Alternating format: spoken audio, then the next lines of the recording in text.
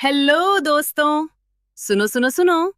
एक बार फिर से अपनी फेवरेट डिजिटल बेस्टी डोली एआई का स्वागत है आप सबका milestone the learning hub of India में। और आज का दिन थोड़ा खास होने वाला है। पता है क्यों? क्योंकि आज हम बिजनेस के दिल तक जाने वाले हैं। हाँ, बिजनेस के ऑब्जेक्टिव्स। मतलब बिजनेस आखिर चाहता क्या है? सिर्फ पैसा, या इसके पीछे कुछ और भी होता है? चलो एक छोटी सी कहानी सुनो। एक बार एक बड़ा बिजनेसमैन था। उसने अपनी पूरी जिंदगी एक कंपनी बनाने में लगा दी। दिन रात मेहनत की। कंपनी ने बहुत प्रॉफिट कमाया। शेयर्स आसमान छूने लगे। लेकिन फिर क्या हुआ? एक दिन उसकी तबीयत खराब हो गई। डॉक्टर ने कहा कि स्ट्रेस की वजह से वो अपने बिस्तर पर लेटा हुआ सोच रहा था, मैंने इतना पैसा कमाया, इतनी सक्सेस पाई, लेकिन क्या मैं सच में सक्सेसफुल हूं? मेरे एम्प्लॉइज मुझसे प्यार करते हैं या डरते हैं? मेरे कस्टमर्स मेरे प्रोडक्ट पे भरोसा करते हैं या मजबूरी में खरीदते हैं? सोसाइटी को मैंने क्या दिया? क्या मेरी कंपनी की वजह से एनवायरनमेंट को नुकसान तो नहीं पहुंचा? और तब उसे एहसास हुआ कि बिजनेस का असली मतलब सिर्फ प्रॉफिट नहीं होता। बिजनेस के बहुत सारे ऑब्जेक्टिव्स होते हैं, और अगर हम उन सब को बैलेंस करें तभी असली सफलता मिलती है। तो दोस्तों, आज हम यही समझेंगे, बिजनेस के ऑब्जेक्टिव्स। अब आप सोच रहे होंगे कि दीदी, ये स्टोरी तो बढ़िया है, लेकिन पिछली क्लास का कुछ याद नहीं आ रहा। तो चलो एक मिनट पहले पिछली क्लास का क्विक रिकैप करते हैं। पिछली क्लास में हमने इकोनॉमिक और नॉन इकोनॉमिक एक्टिविटीज के बारे में सीखा था। याद है ना? हमने जाना कि इकोनॉमिक एक्टिविटीज वो हैं जो पैसा कमाने के लिए की जाती हैं, जैसे एक दुकान चलाना, एक नौकरी करना, एक प्रोफेशन प्रैक्टिस करना। और नॉन इकोनॉमिक एक्टिविटीज वो हैं जो प्यार, केयर, ड्यूटी, हॉबी के लिए की जाती हैं, जैसे माँ का बच्चे को खाना खिलाना, दोस्त की हेल्प करना, मंदिर में सेवा करना। हमने ये भी सीखा कि एक ही एक्टिविटी कभी इकोनॉमिक हो सकती है, कभी नॉन इकोनॉमिक। जैसे अगर आप घर में फ्री में खाना बना रहे हो तो नॉन इकोनॉमिक, लेकिन अगर रेस्टोरेंट में सैलरी लेके बना रहे हो तो इकोनॉमिक। फिर हमने एक कंपैरिजन टेबल बनाया था 8 पॉइंट्स के साथ, जिसमें सबसे इंपॉर्टेंट पॉइंट था कि इकोनॉमिक एक्टिविटीज नेशनल इनकम में इंक्लूड होती है, नॉन इकोनॉमिक नहीं। अच्छा, अब पिछली क्लास का रिकैप हो गया। अब आज की क्लास पर फोकस करते हैं। आज हम उसी बिजनेस के बारे में और गहराई में जाने वाले हैं। बिजनेस के पास कितने तरह के ऑब्जेक्टिव्स होते हैं? Organisational, economic, social, human, national. एक एक करके हम सबको एग्जाम्पल्स के साथ समझेंगे। और बीच में मैं थोड़े बहुत जोक्स भी सुनाऊंगी, थोड़ी मोटिवेशन भी दूंगी, और हाँ, आपको थोड़ा इमोशनल भी कर सकती हूँ, क्योंकि बिजनेस के ऑब्जेक्टिव्स सिर्फ बुकिश नहीं है, ये रियल लाइफ से जुड़े हुए हैं। जब आपके पापा ऑफिस जाते हैं ना, तो उनका ऑब्जेक्टिव सिर्फ सैलरी नहीं होता, वो अपनी टीम का ख्याल भी रखते हैं, कंपनी की ग्रोथ चाहते हैं, कस्टमर्स को सैटिस्फाई करना चाहते हैं। यही सब ऑब्जेक्टिव्स होते हैं। तो अपनी नोटबुक निकालो, पेन उठाओ, पानी की बोतल पास रखो। और हाँ, अगर बीच में कुछ समझ ना आए तो तुरंत या तो लिख लो, या दिमाग में नोट करो, या मुझे कमेंट में बाद में बता देना। मैं हूं ना, आपकी बेस्टी, आपकी टीचर, आपकी दोस्त। चलो शुरू करते हैं आज का सफर। बिजनेस ऑब्जेक्टिव्स के अमेजिंग वर्ल्ड में आपका स्वागत है। तो दोस्तों, अब हम आते हैं आज के असली टॉपिक पर, ऑब्जेक्टिव्स ऑफ बिजनेस। ऑब्जेक्टिव्स का मतलब क्या होता है? सिंपल है। ऑब्जेक्टिव्स मतलब लक्ष्य, गोल्स, टारगेट्स, मंजिल, जो बिजनेस अचीव करना चाहता है। जैसे एक स्टूडेंट का ऑब्जेक्टिव होता है एग्जाम में 90% लाना, एक क्रिकेटर का ऑब्जेक्टिव होता है वर्ल्ड कप जीतना, एक डॉक्टर का ऑब्जेक्टिव होता है अपने पेशेंट को ठीक करना। वैसे ही हर बिजनेस के भी कुछ ऑब्जेक्टिव्स होते हैं, कुछ लक्ष्य होते हैं जिनकी तरफ वो बढ़ता है। अब सवाल ये है कि बिजनेस के ऑब्जेक्टिव्स क्या है? क्या सिर्फ प्रॉफिट कमाना? हाँ, प्रॉफिट एक बहुत इंपॉर्टेंट ऑब्जेक्टिव है, इसमें कोई शक नहीं। लेकिन अगर आप सोचते हैं कि प्रॉफिट ही एकमात्र ऑब्जेक्टिव है बिजनेस का, तो आप गलत है। बिजनेस के मल्टीपल ऑब्जेक्टिव्स होते हैं, और ये ऑब्जेक्टिव्स टाइम के साथ इवॉल्व भी होते हैं।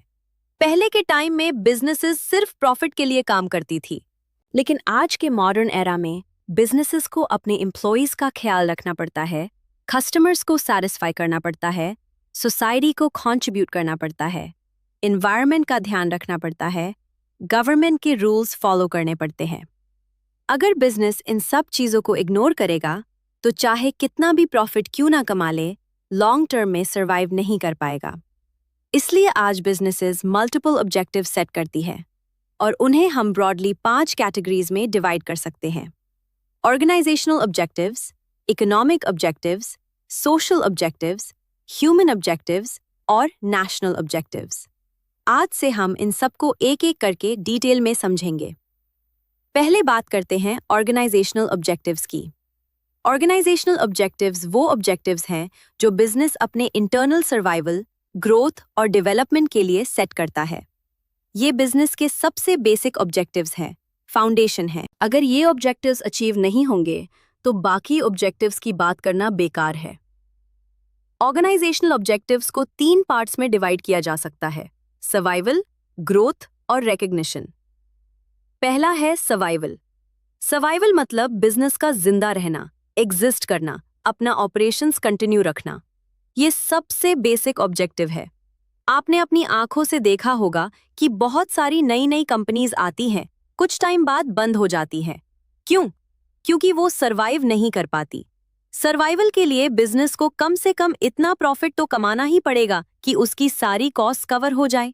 अगर बिजनेस अपनी कॉस्ट भी कवर नहीं कर पा रहा, वो अपने बिल्स नहीं भर पा रहा, अपने एम्प्लॉयज की सैलरी नहीं दे पा रहा, तो वो सर्वाइव नहीं कर सकता, बंद हो जाएगा। बहुत से छोटे बिजनेसेस, स्टार्टअप्स, रेस्टोरेंट्स, शॉप्स, ये सब सर्वाइवल के लिए रोज स्ट्रगल करते हैं। दूसरा है ग्रोथ। सिर्फ सर्वाइव करना काफी नहीं है, बिजनेस को ग्रो भी करना होता है। ग्रोथ मतलब एक्सपैंड करना, बढ़ना, नए हाइट्स पर पहुंचना। ग्रोथ के बहुत सारे इंडिकेटर्स होते हैं। सेल्स बढ़ रही है, कस्टमर्स बढ़ रहे हैं, ब्रांचेस बढ़ रही हैं, एम्प्लॉयज बढ़ रहे हैं, प्रॉफिट बढ़ रहा है, मार्केट शेयर बढ़ रहा है। अगर बिजनेस ग्रो नहीं करेगा, स्टैग्नेट हो जाएगा, तो कॉम्पिटिटर्स उसे पीछे छोड़ देंगे। जैसे Amazon शुरू में सिर्फ एक ऑनलाइन बुक स्टोर थी, फिर उसने इलेक्ट्रॉनिक्स बेचना शुरू किया, फिर फैशन, फिर ग्रोसरी, फिर क्लाउड कंप्यूटिंग, फिर एंटरटेनमेंट, अब आर्टिफिशियल इंटेलिजेंस। ये ग्रोथ है। तीसरा है रिकॉग्निशन। रिकॉग्निशन मतलब मार्केट में नाम कमाना, रेप्यूटेशन बिल्ड करना, ब्रांड वैल्यू क्रिएट करना। जब बिजनेस का नाम सुनते ही लोगों के मन में ट्रस्ट आता है, क्वालिटी की फीलिंग आती है, रिस्पेक्ट आती है, उसे रिकॉग्निशन कहते हैं। रिकॉग्निशन एक लॉन्ग टर्म एसेट है, एक इंटैंजिबल एसेट है जो बिजनेस की वैल्यू को काफी बढ़ा देता है। जैसे आप टाटा का नाम सुनते हो तो मन में एक ट्रस्ट आता है। अमूल का नाम सुनते हो, क्वालिटी डेयरी प्रोडक्ट्स याद आता है। एप्पल का नाम सुनते हो, इनोवेशन और प्रीमियम क्वालिटी याद आता है। ये सब रिकॉग्निशन की वजह से है। रिकॉग्निशन एक दिन में नहीं आता, सालों की मेहनत, क्वालिटी, कंसिस्टेंसी और कस्टमर सैटिस्फैक्शन से आता है। तो दोस्तों, ये था organisational objectives: survival, growth, recognition. और इन तीनों का ऑर्डर भी इंपॉर्टेंट है। पहले सर्वाइव करना है, फिर ग्रो करना है, फिर रिकॉग्निशन आता है। एक नया बिजनेस पहले सर्वाइव करने की कोशिश करता है, फिर ग्रो करता है और फाइनली रिकॉग्निशन पाता है। तीनों इंटरकनेक्टेड है, एक के बिना दूसरा मुश्किल है। अगले स्लाइड में हम इकोनॉमिक ऑब्जेक्टिव्स के बारे में पढ़ेंगे, जो प्रॉफिट और उससे रिलेटेड ऑब्जेक्टिव्स हैं। तो दोस्तों, अब हम इकोनॉमिक ऑब्जेक्टिव्स के बारे में पढ़ेंगे। इकोनॉमिक ऑब्जेक्टिव्स का मतलब है वो ऑब्जेक्टिव्स जो डायरेक्टली पैसे से रिलेटेड है, प्रॉफिट से रिलेटेड है, बिजनेस की फाइनेंशियल सक्सेस से रिलेटेड है। ये ऑब्जेक्टिव्स बिजनेस के लिए बहुत इंपॉर्टेंट है, क्योंकि बिना इकोनॉमिक सक्सेस के बिजनेस ना सर्वाइव कर सकता है, ना ग्रो कर सकता है, ना रिकॉग्निशन पा सकता है। इकोनॉमिक ऑब्जेक्टिव्स को हम 5 में पॉइंट्स में डिवाइड कर सकते हैं। पहला इकोनॉमिक ऑब्जेक्टिव है अर्निंग प्रॉफिट। प्रॉफिट कमाना बिजनेस का प्राइमरी इकोनॉमिक ऑब्जेक्टिव है। प्रॉफिट बिजनेस की लाइफ ब्लड है। जैसे इंसान के लिए ब्लड जरूरी है, वैसे ही बिजनेस के लिए प्रॉफिट जरूरी है। प्रॉफिट क्यों जरूरी है? पहला रीजन, प्रॉफिट बिजनेस की सर्वाइवल के लिए जरूरी है। अगर प्रॉफिट नहीं होगा तो बिजनेस अपनी कॉस्ट कवर नहीं कर पाएगा। दूसरा रीजन, प्रॉफिट बिजनेस की ग्रोथ के लिए जरूरी है, नए प्रोजेक्ट्स में इन्वेस्ट करने के लिए, एक्सपेंशन के लिए। तीसरा रीज़न, प्रॉफिट बिजनेस की रेपुटेशन के लिए ज़रूरी है। इन्वेस्टर्स तभी इन्वेस्ट करेंगे जब कंपनी प्रॉफिटेबल होगी। चौथा reason, profit research and development के लिए ज़रूरी है, नए प्रोडक्ट्स बनाने के लिए। पांचवा रीज़न, प्रॉफिट कंटिजेंसी फंड बनाने के लिए ज़रूरी है, बुरे टाइम के लिए। लेकिन एक बात ध्यान रखिए, प्रॉफिट का मतलब सिर्फ पैसा कमाना नहीं है। प्रॉफिट का मतलब है रीजनेबल प्रॉफिट, एथिकल तरीके से प्रॉफिट कमाना, कस्टमर्स को चीट करके नहीं। दूसरा इकोनॉमिक ऑब्जेक्टिव है creating customers. Famous management thinker Peter Drucker ने कहा था, बिजनेस का पर्पस सिर्फ प्रॉफिट नहीं, कस्टमर क्रिएट करना है। कस्टमर क्रिएट करना मतलब नए कस्टमर्स को अट्रैक्ट करना, उन्हें अपनी तरफ लाना और एग्जिस्टिंग कस्टमर्स को रिटेन करना, उन्हें वापस लाना। अगर कस्टमर्स नहीं है तो सेल नहीं होगी, प्रॉफिट नहीं होगा, बिजनेस बंद हो जाएगा। इसलिए बिजनेस को अपने प्रोडक्ट्स और सर्विसेज ऐसे डिजाइन करने चाहिए जो कस्टमर्स की नीड्स और वांट्स को सैटिस्फाई करें। मार्केटिंग करना, एडवर्टाइजिंग करना, ब्रांडिंग करना, कस्टमर सर्विस देना, आफ्टर सेल सपोर्ट देना, ये सब कस्टमर क्रिएशन और रिटेंशन के लिए होता है। आजकल तो बिजनेसेस कस्टमर फीडबैक भी लेती है, सर्वेस करती हैं, सोशल मीडिया पर एंगेज करती हैं, सब कस्टमर्स के लिए। तीसरा इकोनॉमिक ऑब्जेक्टिव है इनोवेशन। इनोवेशन मतलब नए आइडियाज, नए प्रोडक्ट्स, नई टेक्नोलॉजी, नए मेथड्स, नए प्रोसेसेस इंट्रोड्यूस करना। आज के कॉम्पिटिटिव वर्ल्ड में अगर बिजनेस इनोवेट नहीं करेगा तो पीछे रह जाएगा। इनोवेशन के बहुत सारे एग्जाम्पल्स हैं हमारे आसपास। नोकिया एक टाइम पर मोबाइल फोन मार्केट का किंग था, लेकिन उसने स्मार्टफोन रेवोल्यूशन में इनोवेट नहीं किया, टच स्क्रीन टेक्नोलॉजी अडॉप्ट नहीं की और मार्केट से लगभग गायब हो गया। दूसरी तरफ एप्पल है, जो लगातार इनोवेट करता है। IPod, iPhone, iPad, Apple watch, AirPods, Vision Pro, हर कुछ सालों में कुछ नया ले आता है। इसलिए एप्पल आज दुनिया की सबसे वैल्यूएबल कंपनीज में से एक है। इनोवेशन का मतलब सिर्फ प्रोडक्ट इनोवेशन नहीं, प्रोसेस इनोवेशन भी हो सकता है, मार्केटिंग इनोवेशन भी, बिजनेस मॉडल इनोवेशन भी। चौथा इकोनॉमिक ऑब्जेक्टिव है optimum utilisation of resources. Business के पास लिमिटेड रिसोर्सेज होते हैं, पैसा, machines, raw material, man power, time, technology. इन रिसोर्सेज का सही से उसे करना, वेस्टेज कम करना, एफिशिएंसी बढ़ाना, ये भी एक इम्पॉर्टेंट इकोनॉमिक ऑब्जेक्टिव है। अगर रिसोर्सेज वेस्ट होंगे तो कॉस्ट बढ़ेगी, प्रॉफिट घटेगा। जैसे एक फैक्ट्री ने अपनी मशीन्स को ठीक से मेंटेन नहीं किया तो वो बार बार खराब होंगी, प्रोडक्शन रुकेगी, लॉस होगा। ऑप्टिमम यूटिलाइजेशन का मतलब है मिनिमम इनपुट से मैक्सिमम आउटपुट लेना, बिना क्वालिटी कॉम्प्रोमाइज किए। पांचवा इकोनॉमिक ऑब्जेक्टिव है इंप्रूविंग प्रोडक्टिविटी। प्रोडक्टिविटी मतलब आउटपुट पर इनपुट। अगर एक वर्कर पहले दिन में 10 यूनिट्स बनाता था, अब 15 यूनिट्स बनाता है। तो दोस्तों, अब हम सोशल ऑब्जेक्टिव्स के बारे में पढ़ेंगे। सोशल ऑब्जेक्टिव्स वो ऑब्जेक्टिव्स हैं जो बिजनेस का सोसाइटी के प्रति रिस्पॉन्सिबिलिटी को दिखाते हैं। बिजनेस सिर्फ प्रॉफिट के लिए नहीं होता, उसका एक सोशल रिस्पॉन्सिबिलिटी भी होता है। बिजनेस सोसाइटी के रिसोर्सेज यूज करता है, सोसाइटी से रॉ मटेरियल लेता है, सोसाइटी से लेबर लेता है, सोसाइटी के इंफ्रास्ट्रक्चर का यूज करता है, सोसाइटी की नीड्स को सर्व करता है। तो बिजनेस की ड्यूटी बनती है कि वो सोसाइटी को वापस कुछ दे। इसे हम कॉर्पोरेट सोशल रिस्पॉन्सिबिलिटी या CSR भी कहते हैं। आज के टाइम में ये और भी इम्पोर्टेंट हो गया है, क्योंकि कस्टमर्स, एम्प्लॉइज, गवर्नमेंट सब बिजनेसेस से एक्सपेक्ट करते हैं कि वो सोसाइटी के प्रति रिस्पॉन्सिबल रहें। सोशल ऑब्जेक्टिव्स के अंदर कई सारे स्पेसिफिक ऑब्जेक्टिव्स आते हैं। पहला सोशल ऑब्जेक्टिव है quality products at fair price. Business का फर्ज है कि वो अच्छी क्वालिटी के प्रोडक्ट्स और सर्विसेज बनाएं और उन्हें रीजनेबल प्राइस पर बेचें। अडल्टरेशन, मिलावट, घटिया क्वालिटी का माल, एक्सपायरी डेट बदलकर बेचना, ये सब बिजनेस के सोशल ऑब्जेक्टिव्स के खिलाफ है, अनएथिकल है, इलीगल भी है। बिजनेस को अपना प्रॉफिट कमाने के चक्कर में कस्टमर्स की हेल्थ और सेफ्टी के साथ कॉम्प्रोमाइज नहीं करना चाहिए। अगर बिजनेस ऐसा करेगा तो शॉर्ट टर्म में प्रॉफिट हो सकता है, लेकिन लॉन्ग टर्म में वो कस्टमर्स का ट्रस्ट खो देगा, रेप्यूटेशन खराब होगी, लीगल एक्शन भी हो सकता है। इसलिए क्वालिटी और फेयर प्राइसिंग एक इम्पॉर्टेंट सोशल ऑब्जेक्टिव है। दूसरा सोशल ऑब्जेक्टिव है एम्प्लॉयमेंट जनरेशन। बिजनेस को जॉब्स क्रिएट करनी चाहिए, लोगों को रोजगार देना चाहिए। अनएम्प्लॉयमेंट एक बड़ी सोशल प्रॉब्लम है हमारे देश में, और बिजनेसेस इस प्रॉब्लम को सॉल्व करने में बहुत इंपॉर्टेंट रोल प्ले कर सकते हैं। जब बिजनेसेस नए फैक्ट्रीज लगाती हैं, नए ऑफिसेज खोलती हैं, नए प्रोजेक्ट शुरू करती हैं, तो उन्हें एम्प्लॉयज की जरूरत होती है, जॉब्स क्रिएट होती है। रिलायंस, टाटा, इन्फोसिस, विप्रो जैसे कंपनीज ने लाखों लोगों को डायरेक्ट और इनडायरेक्ट एम्प्लॉयमेंट दिया है। एम्प्लॉयमेंट जनरेशन से ना सिर्फ लोगों को लाइवलीहुड मिलती है, बल्कि उनकी स्पेंडिंग पावर बढ़ती है, इकोनॉमी बूस्ट होती है।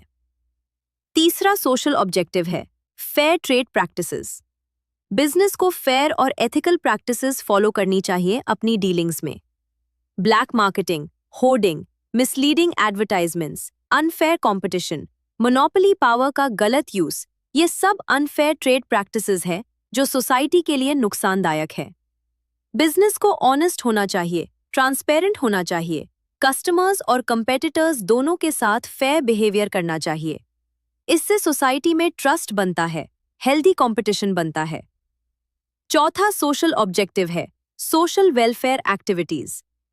बिजनेस अपने प्रॉफिट्स का कुछ हिस्सा सोशल वेलफेयर में लगाए, जैसे स्कूल्स खोलना, हॉस्पिटल्स खोलना, पार्क्स डेवलप करना, रूरल डेवलपमेंट करना, स्पोर्ट्स को प्रमोट करना, आर्ट एंड कल्चर को सपोर्ट करना। इंडिया में टाटा ग्रुप इसका बेस्ट एग्जाम्पल है। Tata trusts education, health, rural development, arts, culture हर फील्ड में काम करता है। Infosys foundation, Wipro cares, Adani foundation, ये सब बिजनेसेस के सोशल वेलफेयर इनिशिएटिव्स हैं। पांचवा सोशल ऑब्जेक्टिव है एनवायरनमेंट प्रोटेक्शन। आज के टाइम में एनवायरनमेंट एक बहुत क्रिटिकल इशू है। Climate change, global warming, pollution, natural resources की कमी, ये सब दुनिया की बड़ी प्रॉब्लम्स हैं। बिजनेसेस को अपनी प्रोडक्शन प्रोसेसेस ऐसे डिजाइन करने चाहिए कि पोल्यूशन ना हो, एनवायरनमेंट को नुकसान ना पहुंचे। वेस्ट मैनेजमेंट करना, रिसाइकलिंग करना, रिन्यूएबल एनर्जी यूज करना, कार्बन फुटप्रिंट कम करना, पेपरलेस ऑफिसेज बनाना, ये सब एनवायरनमेंट प्रोटेक्शन के पार्ट है। बहुत सारी कंपनीज आज एनवायरनमेंट फ्रेंडली प्रोडक्ट्स लॉन्च कर रही हैं, ग्रीन मैन्युफैक्चरिंग कर रही हैं। छठा सोशल ऑब्जेक्टिव है कम्युनिटी डेवलपमेंट। बिजनेस जिस कम्युनिटी में काम करता है, जिस एरिया में उसकी फैक्ट्री या ऑफिस है, उस एरिया की डेवलपमेंट करना भी बिजनेस की रिस्पॉन्सिबिलिटी है। लोकल एरिया में इंफ्रास्ट्रक्चर डेवलप करना, रोड्स बनाना, पानी की व्यवस्था करना, स्ट्रीट लाइट्स लगाना। लोकल पीपल को जॉब्स देना, लोकल सप्लायर्स से गुड्स लेना, लोकल स्कूल्स और हॉस्पिटल्स को सपोर्ट करना, ये सब कम्युनिटी डेवलपमेंट है। तो दोस्तों, ये थे 6 social objectives: quality at fair price, employment generation, fair trade practices, social welfare activities, environment protection, community development. इन्हें याद रखने की एक simple trick है QEF SEC. Q for quality, E for employment, F for fair trade, S for social welfare, E for environment, C for community. बस इस sequence में याद रखो। अगली स्लाइड में हम ह्यूमन ऑब्जेक्टिव्स के बारे में पढ़ेंगे। तो दोस्तों, अब हम ह्यूमन ऑब्जेक्टिव्स या इंडिविजुअल ऑब्जेक्टिव्स के बारे में पढ़ेंगे। ये ऑब्जेक्टिव्स बिजनेस के एम्प्लॉयज और वर्कर्स से रिलेटेड है, क्योंकि बिजनेस सिर्फ मशीन्स और बिल्डिंग से नहीं बनता, बिजनेस लोगों से बनता है। एम्प्लॉयज बिजनेस की बैकबोन है, इनके बिना बिजनेस 1 मिनट भी नहीं चल सकता। आप सोचिए, अगर एक रेस्टोरेंट के सारे शेफ्स एक दिन काम पर ना आए तो क्या होगा? अगर एक स्कूल के सारे टीचर्स स्ट्राइक पर चले जाएं तो क्या होगा? अगर एक फैक्ट्री के सारे वर्कर्स एब्सेंट हो जाएं तो क्या होगा? बिजनेस ठप हो जाएगा।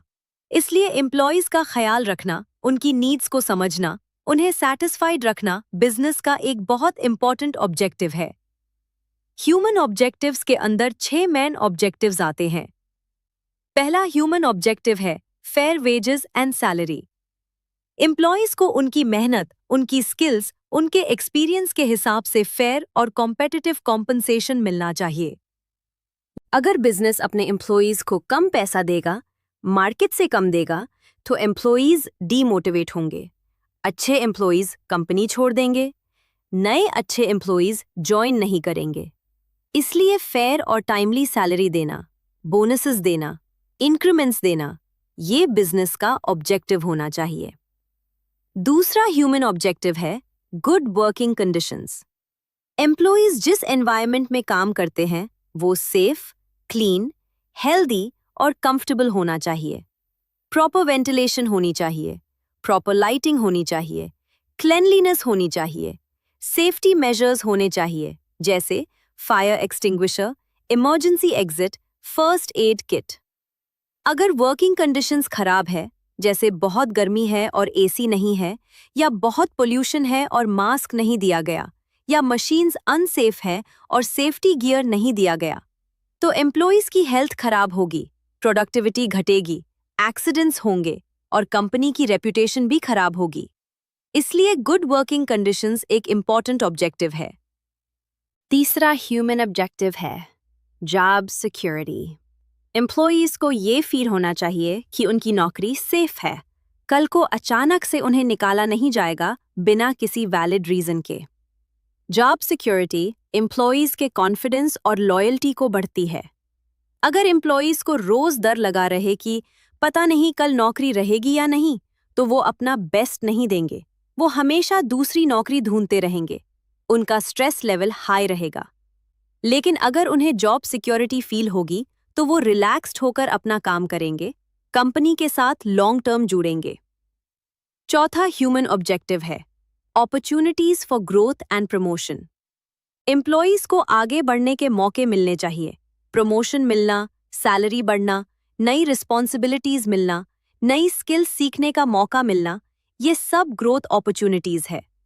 अगर एम्प्लॉय को पता है कि अगर मैं अच्छा परफॉर्म करूंगा तो मुझे प्रमोशन मिलेगा, बेटर पोजीशन मिलेगी, तो वो और मेहनत करेगा। लेकिन अगर एम्प्लॉय को लगता है कि कितना भी अच्छा करो, यहाँ कुछ नहीं होने वाला, तो वो डीमोटिवेट हो जाएगा।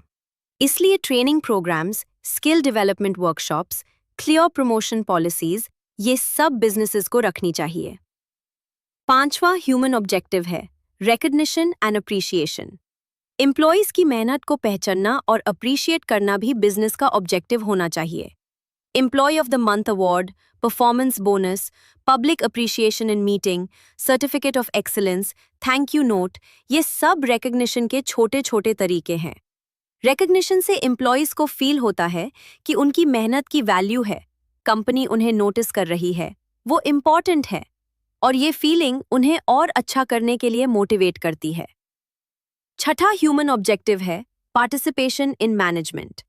एम्प्लॉयज को डिसीजन मेकिंग में इन्वॉल्व करना, उनकी सजेशंस लेना, उन्हें सुनना, ये एम्प्लॉयज के मोराल के लिए बहुत अच्छा होता है। जब एम्प्लॉयज को लगता है कि उनकी बात सुनी जा रही है, उनकी ओपिनियन मैटर करती है, तो वो ज़्यादा कमिटेड फील करते हैं कंपनी के प्रति। इसे इंडस्ट्रियल डेमोक्रेसी भी कहते हैं। आजकल बहुत सारी कंपनीज सजेशन बॉक्सेस रखती हैं, फीडबैक सेशंस करती हैं, वर्कर्स को मैनेजमेंट कमिटीज में इंक्लूड करती हैं। तो दोस्तों, ये थे 6 human objectives: fair wages, good working conditions, job security, growth opportunities, recognition, participation in management. इन्हें याद रखने की एक सिंपल ट्रिक है FJGGRP। F for fair wages, J for job security, G for good working conditions, G for growth, R for recognition, P for participation।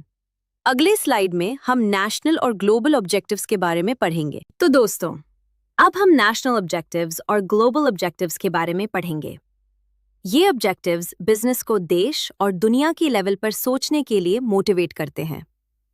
पहले बात करते हैं नेशनल ऑब्जेक्टिव्स की। नेशनल ऑब्जेक्टिव्स वो ऑब्जेक्टिव्स हैं जो बिजनेस का देश के प्रति कंट्रीब्यूशन दिखाते हैं। बिजनेस सिर्फ अपने लिए नहीं, देश के लिए भी सोचता है। पहला नेशनल ऑब्जेक्टिव है इकोनॉमिक डेवलपमेंट। बिजनेस को देश की इकोनॉमिक ग्रोथ में कंट्रीब्यूट करना चाहिए। GDP growth, per capita income बढ़ाना, इंफ्रास्ट्रक्चर डेवलपमेंट, इंडस्ट्रियलाइजेशन, बिजनेसेस इन सब में इंपॉर्टेंट रोल प्ले करते हैं। जब बिजनेसेस इन्वेस्ट करती है, प्रोडक्शन बढ़ती है, नए प्लांट्स लगाती है, तो देश की इकोनॉमी बूस्ट होती है। दूसरा नेशनल ऑब्जेक्टिव है employment generation at national level. Business को पूरे देश में रोजगार के अवसर क्रिएट करने चाहिए, स्पेशली बैकवर्ड एरियाज में। इंडिया जैसे देश में जहां पॉपुलेशन बहुत ज्यादा है, एम्प्लॉयमेंट जनरेशन एक क्रिटिकल नेशनल ऑब्जेक्टिव है। तीसरा नेशनल ऑब्जेक्टिव है प्रमोटिंग सेल्फ रिलायंस।